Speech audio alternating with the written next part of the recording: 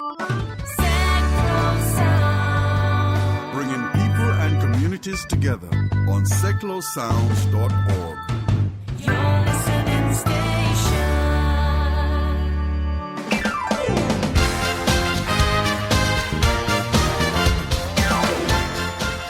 Hi, I'm Terry Sullivan and welcome to this week's Sticks radio show here on Seclo Sounds. Two guests on the show today. In a little while I'll be talking to singer-songwriter and multi-instrumentalist, a young gentleman 18 years of age called Max. But my first guest is a gentleman called Michael Armstrong. He's been touring the country with Peter Howarth, and he's going to be touring later on in the year with Leo Sayre. He's going to tell us all about that, and about his brand new album out, which is out next Monday, the 29th of June, and his new single. And from his new album, we're going to be playing a few tracks, and let's play the first one of his tracks. This is a song called Johannesburg, and after this we'll have a little chat with Michael.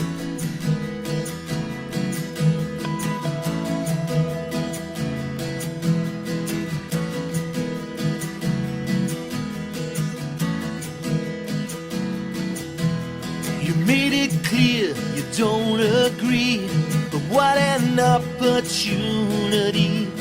Come to work a foreign land, save me up some Krugerrand. It was hard to leave your warm embrace, pretty smile on angel face. I will return, you have my word, from Johannesburg. Traveled far across the sea to make our children proud of me. I'm earning twice as much out here, hanging tight, it's just a year. Surely my luck had to turn, although you'll laugh, I just don't learn. Place to bet, it came in third, Johannesburg.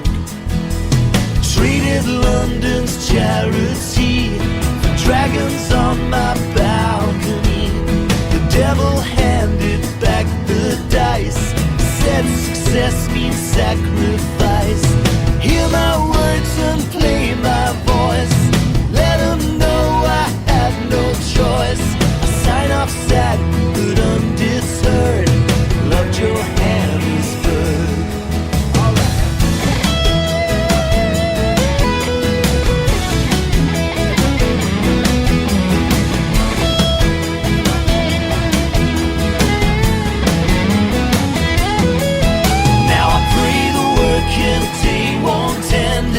Trying hard to find a friend. I found myself awake last night. I'm starting to think you were right. I miss you, babe, I miss the boys, miss the mess and miss the noise. It's getting late, my vision's blurred of Johannesburg.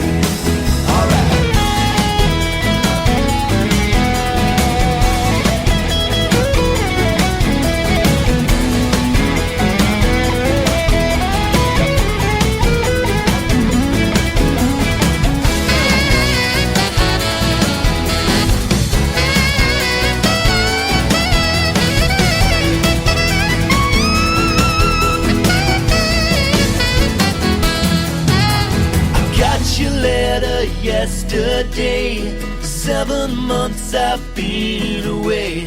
The photo of the family's great. Your boyfriend helped you lose some weight.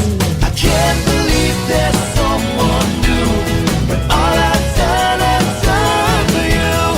I will return, I gave my word to Johannes. Oh, to Johannesburg.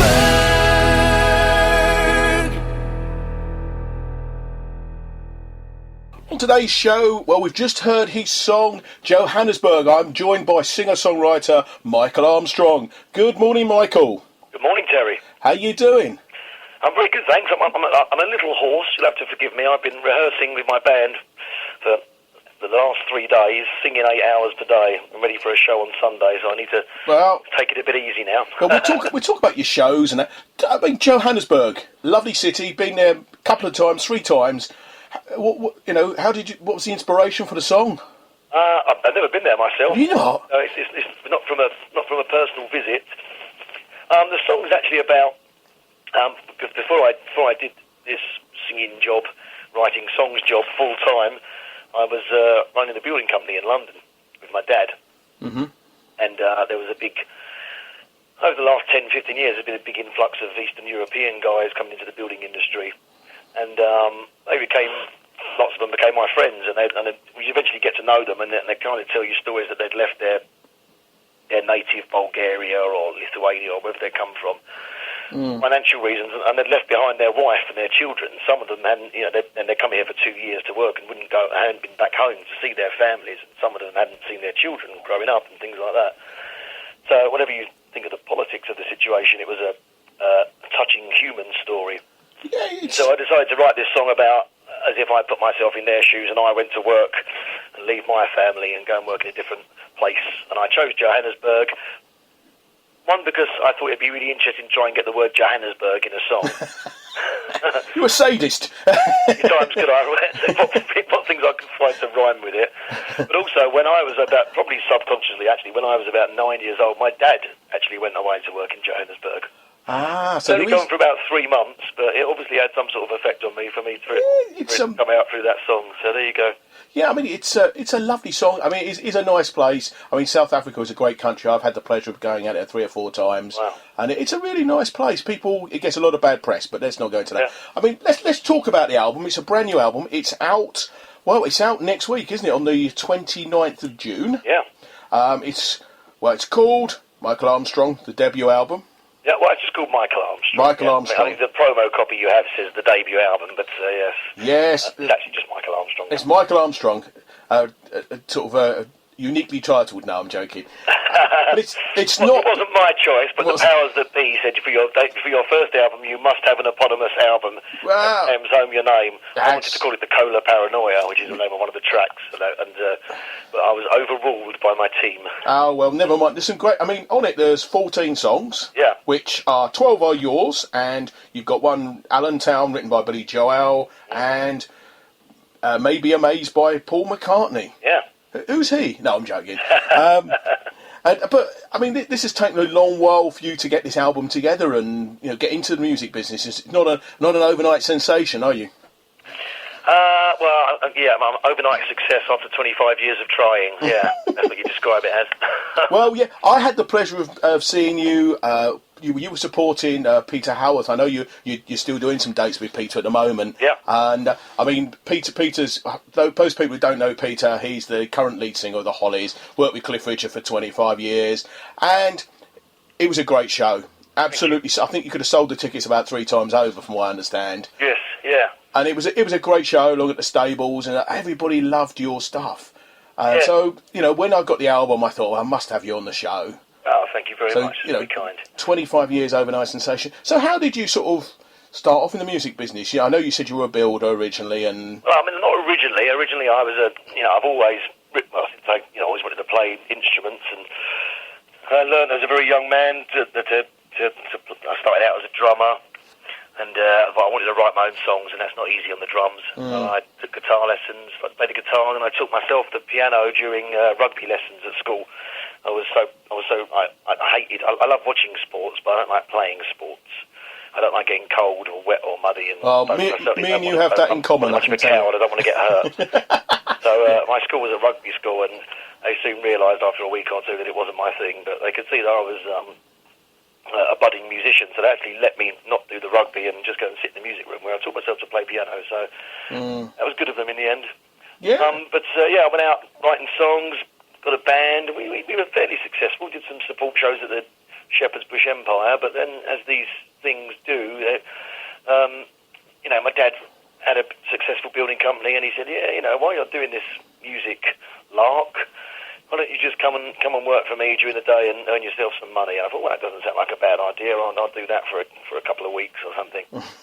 And I think John Lennon said, "Life is what happens to you while you're busy making other plans." Yeah, sure, kind of sets it up really. Like you take on this job which you have no intention of at the time of carrying on doing, and your life develops. I fell in love. I got married. I had children. I had a mortgage.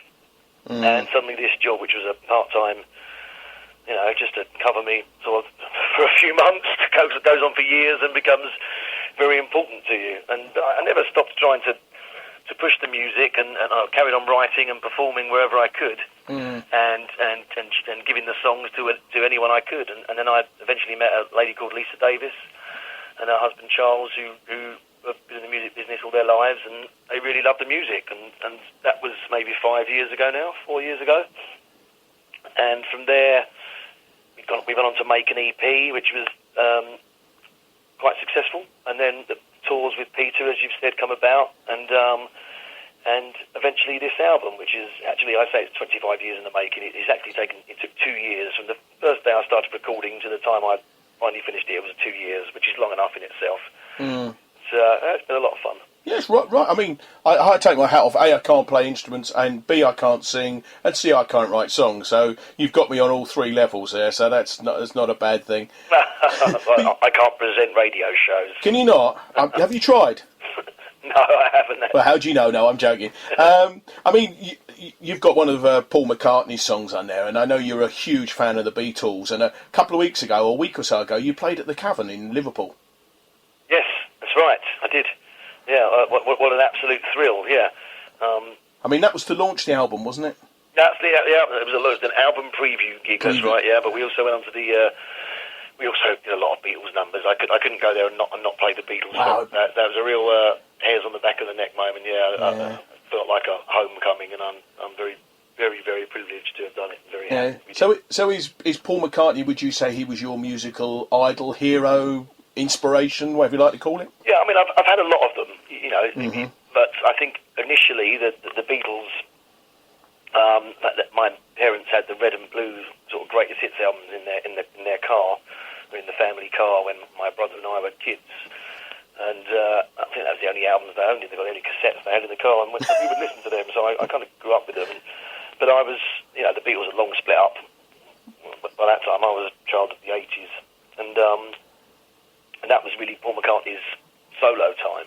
Yeah. And so I latched onto him, and I think he was. I say to people, he was the reason I wanted to play the piano and play the guitar and write songs. I think initially, and then once you actually develop that, you then find yourself listening to someone like Bob Dylan if you want to be a songwriter. I think listening to Bob Dylan kind of changed my life, and even got into Pink Floyd and things like that. Though you perhaps don't hear that so much in my music, but all the big bands. I love all the 70s stuff. I'm a big Supertramp fan, Fleetwood Mac and ELO. And I think you hear all of those on the album. I love ELO, I must admit. Yeah. I mean, I noticed that the guy who's the co-producer of the album, he's none other than Keith Bessie. I mean, people who don't know him, he produced for Elton John, 10cc, a gentleman called Cliff Richard, the Ramones, among others. Yeah. And I mean, so how did that happen? How did you get Keith on side? Well, I recorded I said to you when I first met Lisa and Charles and started doing the music business seriously, we made an EP up in Liverpool, and I'd met Keith at a concert or something. We'd met along the way, and I told him what I was doing. He said, send me a copy when you're done. I'd love to hear it. So obviously, lots of people say that to you when you're moving around through the business. So I made a list of all their names, and I did, when I finished it, sent it to them. And Keith actually called me up after receiving it and said, I can hear what you were trying to do. I really love the songs. He said, he was honest. He said, I don't think you quite managed it, and I agreed with the original EP. And he said, if you're interested in going forward and you do make an album, I'd like to be involved. And so that was a real boost. And I thought, well, that's exactly what I'm going to do. And from that moment, it took another 6 to 9 months or so. But we got together, and I actually ended up giving Keith a cassette or sending him MP3 files or CDs of maybe 60 or 70 songs that I'd written ever since I'd started writing songs.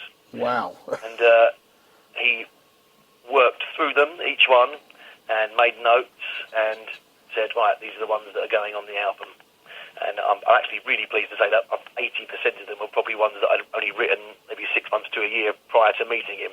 So it proves that you get better over time, which is quite nice. Yeah, I mean, also, on the album, you've got a few sort of guests or legendary people, I would say. Yeah. You've got Albert Lee, Elliot Randall, for those of you